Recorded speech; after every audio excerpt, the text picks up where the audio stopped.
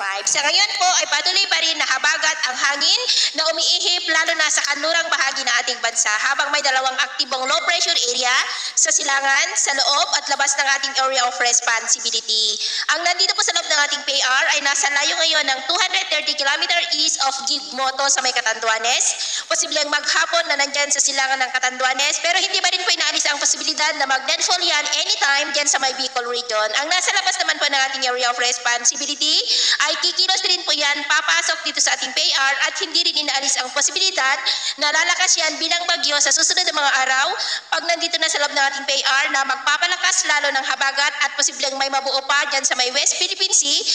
na lalong hahatak ng habagat na siya pong magdudulot ng mas malalakas na buhos ng ulan sa malaking bahagi ng ating bansa sa susunod na mga araw lalo na po sa kanlurang bahagi. Pero paalala lamang po na posible pa ang mga biglaang pagbabago sa forecast na ito lalo na at nandyan pa sa karagatan ang dalawang sama ng panahon na ating binabantayan kaya patuloy po tayong magkantabay sa mga susunod po na update. At sa lagay ng ating panahon ngayong madaling araw ay may mga isolated rains sa may Bataan, Bulacan, Pampanga, Metro Manila, Calabarzon, ilang bahagi ng Bicol, Mimaropa, ilang bahagi ng Aklan, Antique, Iloilo, Negros, Cebu, Bohol, Leyte, ilang bahagi ng Samar Provinces, Surigao del Norte, Northern Mindanao, Zamboanga Peninsula, Sulu Archipelago at ilang bahagi ng Davao. At mamaya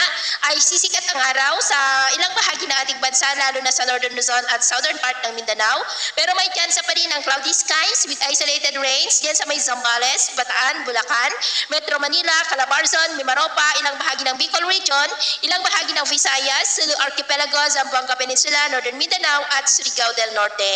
At mamayang hapon, mas maraming lugar ulit ang makakaranas ng maulap na kalangitan with isolated light to heavy rains. Kaya mag-ingat po tayo dahil posible pa rin ang mga banta po ng mga pagbaha at pagguho ng lupa. At sa atin naman po mga baybayin, wala naman po tayong nakataas na anumang gale warning signals, pero iba yung pag-ingat lamang po kung papalaot tayo para mas makaiwas sa mga sakunang pangkaragatan.